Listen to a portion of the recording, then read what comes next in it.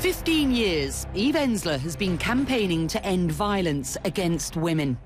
A global scourge she has brought to light through annual V-Day rallies and her award-winning play, The Vagina Monologues. Kung pwede lang magsalita ng aming mga puke, ay sumisid. We've reached 140 countries. We've raised $100 million. We've broken silences. We've, eradicated taboos. We've, changed legislation and created new one. But we haven't ended violence against women and girls. So for our 15th anniversary, we were thinking our whole mission was to go out of business. We didn't want to be here 15 years later. And it turns out that the UN says that 1 out of every 3 women on the planet will be raped or beaten in her lifetime. That's 1 billion women. That's right.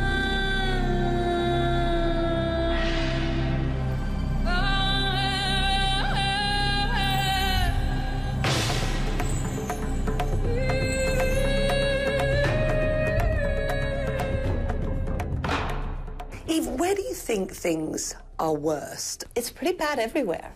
I think we see escalated situations, obviously, in conflict zones where rape now is being used as a systematic tactic of war. Look at Syria, what's happening there now, and obviously in Congo and in Sudan. We are going to build a revolution here. But it's these women who have inspired Eve to embark on her most ambitious campaign yet. I spent a lot of time in Congo because we opened this amazing center there called City of Joy, which we've opened in partnership with the women of Congo.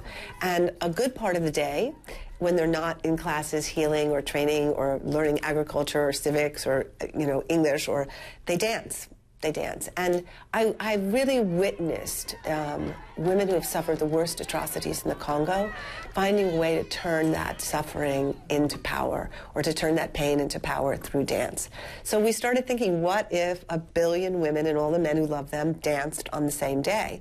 And what kind of energy and what kind of attention and what could it draw up on the planet? This is my body. My body's holy. No more excuses. No more abuses. That day of dance, known as 1 Billion Rising, is all set to take place on February the 14th in an unprecedented 195 countries. I think the whole idea is that if we get 1 billion people to dance, we'll begin to open up our imaginations and consciousness to really feel what it would feel like if women were safe and free. And then we'll be willing to fight for it even harder once we taste that. How much traction do you think the issue has had since the India rape case? Because that rightly was an enormous headline around the world, wasn't it? Well, I was in India right when it was happening, and it was actually obviously a very disturbing thing because of the horrible rape case and the death of Jyoti. But it was also an amazing time to be in India because you could really feel the issue of sexual violence breaking through human consciousness. And it's the first time, certainly in my life, where I've ever seen sexual violence be on the front page of every newspaper. And I think it's absolutely propelled violence against women into the center of the discourse around the world.